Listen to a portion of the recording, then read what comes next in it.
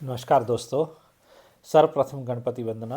ओम गंग गणपते नमः। ओम गंग गणपते नमः। ओम गंग गणपते नमः। ओम सिद्धि विनायक नमो नमः। ओम सिद्धि विनायक नमो नमः। ओम सिद्धि विनायक नमो नमः। ओम गंग गणपते नमः। आइए तो हम आज वृश्चिक लगन की कुंडली के ऊपर चर्चा करने जा रहे हैं। वृश्चिक लगन का मतलब है जब लगन में प्रथम भाव में 8 नंबर लिखा होता है तो वृश्चिक लगन होता है।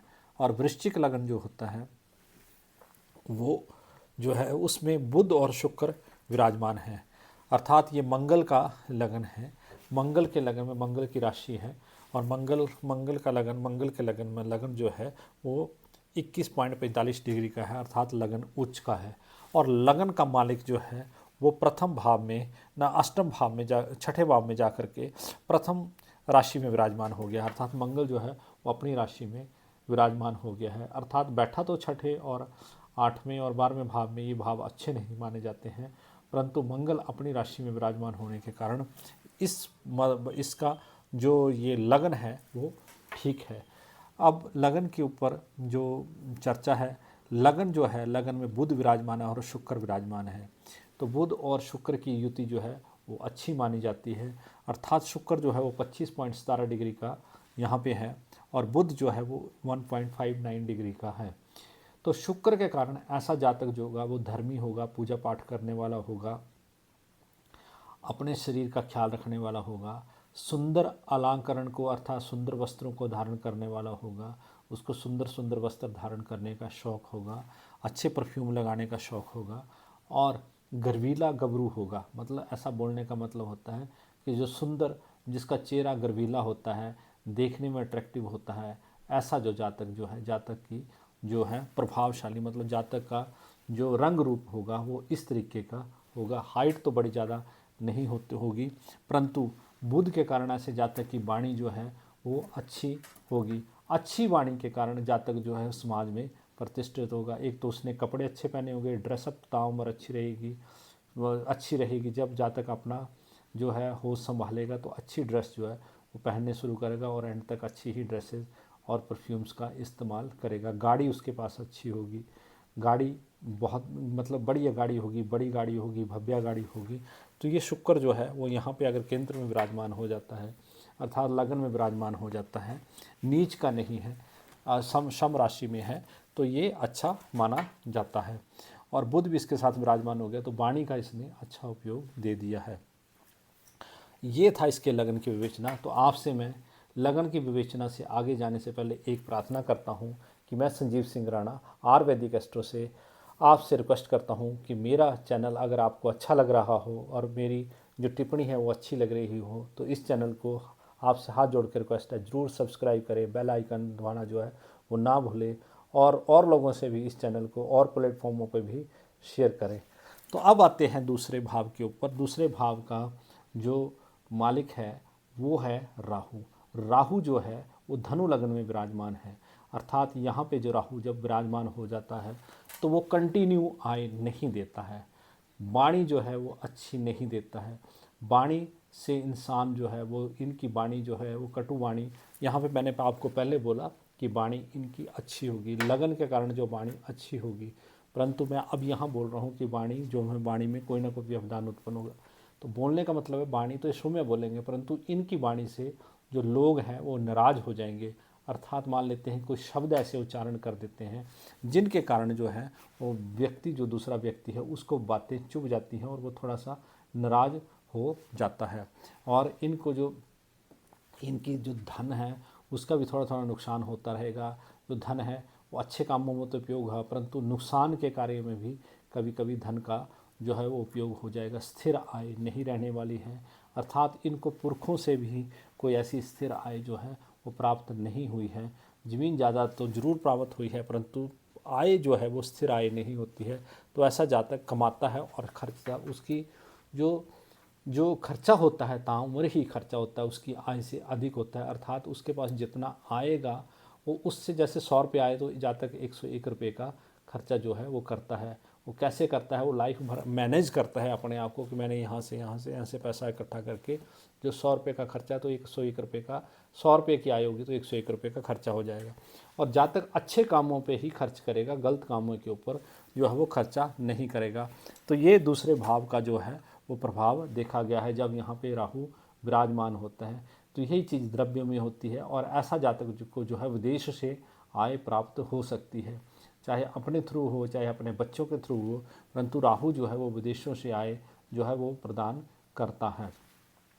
अब आते हैं इस भाव का मालिक अर्थात दूसरे भाव का मालिक तृतीय भाव में गुरु जो है वो नीच का होकर विराजमान हो गया है, अर्थात शनि के घर में मकर राशि में गुरु जो है वो नीच का हो जाता है। गुरु 10 डिग्री का जरूर है, गुरु पराक्रम जरूर देगा, अच्छा पराक्रम प्रदान करेगा, परंतु नीचता की अवस्था में बैठा है।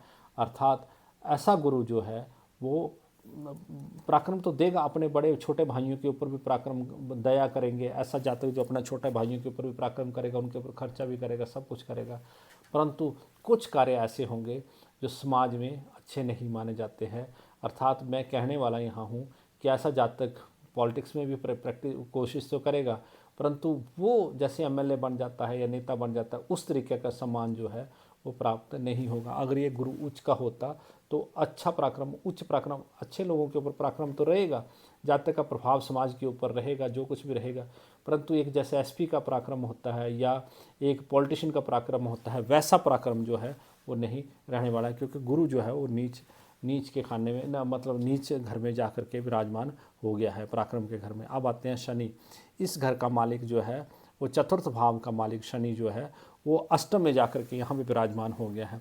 जब चतुर्थ का मालिक अष्टम में विराजमान होता है तो जातक को घर संबंधी जो प्रॉब्लम है, अर्थात कोई ना कोई घर संबंधी दिक्कत जो है वो रहती है, अर्थात पिता का स्वास्थ्य ठीक नहीं रहने के कारण या माता का स्वास्थ्य ठीक रहने नहीं कारण उस तरीके की जो प्रॉब्लम रहती है, क्योंकि शनि इस घर में विराजमान है तो माता पिता को जो है वो दिक्कत प्रदान करता है।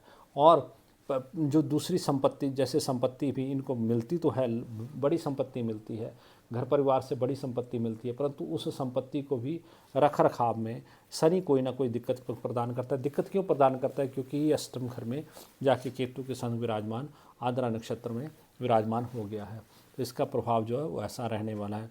अब आते हैं 12वें, इसमें पंचम भाव में, पंचम भाव का गुरु जो है वो यहाँ पे स्थान में पहुँच गया है, अर्थात गुरु की 1 2 3 4 5 पाँचवीं दृष्टि। अब ये आते हैं, इस खाने पे दृष्टि तो नहीं है, परंतु गुरु जो है इस घर का मालिक जो है पराक्रम स्थान में बैठ गया है, तो सूक्ष्म बुद्धि ऐसे जातक की अच्छी रहेगी।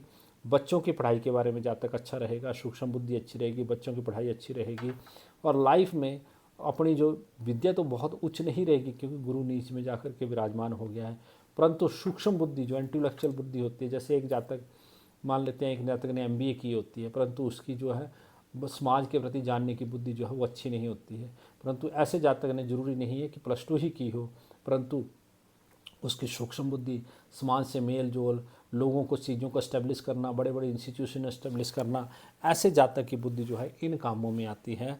अर्थात जातक बड़े बड़े इंस्टीट्यूशन जो है वो इस्टेब्लिश कर सकता है, अपनी बुद्धि से बड़ा सोच सकता है, बड़ा कर सकता है, परंतु पढ़ाई में, एजुकेशन में उसकी अपनी जो पर्सनल एजुकेशन है वो उच्च नहीं हुई होगी। अब जैसे आपने कितने इंस्टीट्यूशन देखे होंगे, प्राइवेट इंस्टीट्यूशन देखे होंगे, मान लेते हैं आप कई हरियाणा में कई यूनिवर्सिटी जैसे देख लीजिए, जहाँ के जो लोग हैं, जो यूनिवर्सिटी का जो फाउंडर मेंबर है, वो इतने उच्च क्वालिटी की उनकी एजुकेशन नहीं है, परंतु उन्होंने बड़ी बड़ी यूनिवर्सिटी, मेडिकल कॉलेज जो हैं वो खोले हैं और चलाए, अच्छे ढंग से चलाए हैं, हज़ारों लोगों को शिक्षा दे रहे हैं। ये कुंडली जो है वैसी है, क्योंकि पराक्रम गुरु जो है, मैंने आपको बताया, ये अपने भाई बहनों की सहायता करेंगे, लोगों की सहायता करेंगे, परंतु इनका जो नाम ख्याति है वो होगी तो सही, परंतु मैंने आपको एक SP की और एक उसकी बताया पॉलिटिशियन की तरह जो है वो ख्याति नहीं होगी।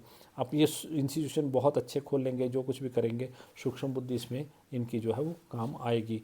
अब आते हैं इस घर के ऊपर मंगल। इस घर के ऊपर ऐसा व्यक्ति जो होता है बहुत प्रभावशाली होता है, प्रभावशाली, शत्रुओं के लिए बहुत मतलब शत्रु इससे डरते हैं।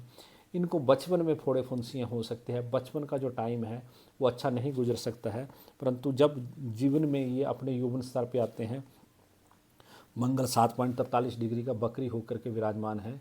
तो मंगल पिछले खाने का भी फल प्रदान करता है, अर्थात पंचम भाव का भी फल प्रदान करता है छठे भाव में विराजमान होने के कारण। तो इसका कहने का मतलब ये है कि मंगल यहाँ पे शत्रुओं के समूह को नष्ट कर देता है, और ऐसे जातक से समाज के जो चोर उचक्के लोग होते हैं वो बहुत डरते हैं। ये समाज का इसका रहता है, और ये शत्रु के समूह को ख़त्म कर सकते हैं, बीमारियों के समूह को ख़त्म कर सकते हैं, परंतु छोटी मोटी फोड़े फिंसी की बीमारी जो है इनको होती रहेगी या इनकी लाइफ में हुई होगी। अब आते हैं सप्तम भाव के ऊपर। सप्तम भाव में शुक्र की राशि वृष राशि विराजमान है। अब जो शुक्र है इसका केंद्र में जाके विराजमान हो गया और केंद्र की दृष्टि इस भाव में है। तो मुझे ये कहना मैं खुश इस भाव से देख के ऐसे खुश हो रहा हूँ, क्योंकि इनको पत्नी जो है वो लक्ष्मी स्वरूपा जो है वो मिली होगी। इनका जो इस भाव का जो दृश्य है, इनकी मैरिड लाइफ भी बहुत अच्छी रही होगी, सेक्सुअल लाइफ भी अच्छी रही होगी, जिस कारण से ये अपनी पत्नी को बहुत मतलब लक्ष्मी स्वरूपा मानते होंगे और पत्नी के साथ कोई बहुत अच्छा रिलेशन रहा होगा, क्योंकि शुक्र की राशि और इसका मालिक जो केंद्र में विराजमान हो गया उसकी एक दृष्टि जो है वो इसके ऊपर पड़ रही है। अगर ये अपनी पत्नी को अच्छे अच्छे वस्त्र, अलंकार, आभूषण अर्पण करें, मतलब साल में एक आधी बार अगर ये अर्पण करें, जैसे हम करवा चौथ को बोलते हैं अर्पण करें, तो इनकी जो आय है वो और बढ़ सकती है और इनका सौभाग्य जो है वो और उन पर उत्पन्न हो सकता है, मतलब उज्जवल हो सकता है, और व्यक्तित्व इनका जो है वो और निखर सकता है, क्योंकि शुक्र जो है, शुक्र इनकी कुंडली में अच्छा जो है वो ठीक है और इसकी दृष्टि भी इधर पड़ रही है। अब आते हैं हम इस अष्टम भाव में। अष्टम भाव में शनि और केतु विराजमान है। तो केतु जो विराजमान है वो अचानक कभी लाभ भी देता है, परंतु गुप्त अंगों से संबंधित जो है रोग प्रदान करता है, अर्थात पाइल संबंधी रोग प्रदान करता है, मूत्राशय से संबंधित रोग जो है वो प्रदान करता है। जब जब केतु की दशा आएगी तो ऐसी रोग जो है उत्पन्न करता है। परंतु शनि इस घर में विराजमान बुध की राशि में, अर्थात मिथुन राशि में शनि अष्टम भाव में विराजमान होने के कारण आयु जो है वो दीर्घ प्रदान करेगा। परंतु शनि की दृष्टि 1 2 3 4 5 1 2 3 इस खाने पे, 4 5 6 7 इस खाने पे, 8 9 10 इस खाने पे, अर्थात विद्या स्थान पे दृष्टि, आय स्थान पे दृष्टि और कर्म स्थान पे दृष्टि। अर्थात शनि की दृष्टि जो है वो आय स्थान पे तो पड़ रही है, आय स्थान में भी शनि जो है इनको कंस्ट्रक्शन वगैरह से लाभ दे सकता है, परंतु यहाँ कर्म स्थान पे भी शनि की ही दृष्टि है, अर्थात कर्म भी ये बड़ी बड़ी उसको बिल्डिंगें बना सकते हैं, कुछ भी कंस्ट्रक्शन से रिलेटेड कर सकते हैं, अर्थात सूरज के घर में शनि है। अब सूरज के घर में शनि है। अब इस घर का मैं आपको एक चीज़ और बता देता हूँ। इस घर का मालिक कर्म स्थान का जो शनि है न शुक्र सूर्य है, वो जा कर के मोक्ष के स्थान में विराजमान हो गया। तो और जातक की डिग्री भी 9 डिग्री है। डिग्री तो अच्छी है, परंतु ये पिता के साथ इनके रिलेशन जो है वो, मैं बोलने का मतलब है कि पिताजी के साथ इनके रिलेशन अच्छे नहीं होंगे, या अगर अच्छे होंगे या तो पिताजी इनके साथ मतलब रहते, मतलब पिताजी इनके होंगे ही नहीं, तो ये इसको दर्शाता है। अगर मोक्ष स्थान में चला जाता है, तो मैंने और कुंडली में भी देखा है, जब सूर्य मोक्ष के स्थान में चला जाता है तो पिताजी की जल्दी ही मृत्यु जो है हो गई होती है। चंद्रमा में 9 डिग्री का है, चंद्रमा में 9 डिग्री का, तो इस स्थान में माताजी की मृत्यु भी बड़ी लंबी आयु तो उनकी नहीं होगी, परंतु चंद्रमा जो है शुक्र के घर में विराजमान है, इसलिए माता का आशीर्वाद इनके ऊपर ज़्यादा बना रहा होगा। अब आते हैं भाग्य स्थान में। इस मालिक का इसका मतलब चंद्रमा यहाँ पे विराजमान हो गया, तो कर्क राशि का चंद्रमा जो है वो शुक्र के घर में जाकर के 12वें घर में विराजमान हो गया। द्वादश में विराजमान होने के कारण ऐसा जातक जो है विदेश से यात्राएं करेगा, अर्थात अपनी लाइफ के एक भाग में उसको विदेश यात्राएं करने का और विदेश से धन कमाने का मौका जरूर मिलेगा, अर्थात या तो विदेश से धन आएगा या विदेश यात्राएं कम करने का मौका जरूर मिलेगा। क्योंकि चंद्रमा जब 9.20 डिग्री का है तो ऐसा जातक जो है मन से तो बिल्कुल स्वस्थ है, अर्थात मन उसका भयभीत ज़्यादा नहीं होता, टेंशन होती भी है परंतु वो घबराता नहीं है ज़िंदगी में, चाहे बड़े बड़े दुख आ जाएं तो ऐसा जातक मन से बली है, अर्थात मन से बली है, आत्मा से भी बली है, परंतु मन और आत्मा दोनों से बली होने के कारण, और आत्मा भी अच्छी आत्मा मानी जाती है। तो राहु के कारण में विदेश से धन आने के चांसेस हैं, चंद्रमा के कारण में विदेश से धन आने के चांसेस हैं, और ऐसा जातक या तो विदेश में निवास करेगा जा कर के, या अपने बच्चों के साथ विदेश में निवास करेगा, या खुद जाके विदेश में जा कर के रह सकता है। अब आते हैं इस कर्म स्थान के ऊपर, मैंने सूर्य का प्रभाव बता दिया। जैसे जातक कर्म जो है सूर्य की तरह, जैसे सूर्य अब कर्म भाव में सूर्य बैठ गया, वो बैठ गया जा कर के, परंतु कर्म इनका खर्चे से रिलेटेड होगा, अर्थात औषधालयों के ऊपर, स्कूलों के ऊपर, या जलाशयों के ऊपर, या आपके अस्पतालों के ऊपर, ऐसी चीज़ों में जो है वो सूर्य इनका कर्म जो है वो कर्म ऐसा करेंगे कि उन चीज़ों के ऊपर इनका खर्च होगा। अब आते हैं 11वें भाव के एकादश भाव के ऊपर। एकादश भाव का जो बुध है वो केंद्र में विराजमान हो गया है, अर्थात बुध इनको वाणी से लाभ देगा, बुध इनको व्यवसाय से लाभ देगा। अर्थात इस भाव का मालिक, इस भाव का मालिक जो है, और इस भाव का मालिक जो है वो बुध केंद्र में जाकर के विराजमान हो गया है। तो ये बुध अच्छा है।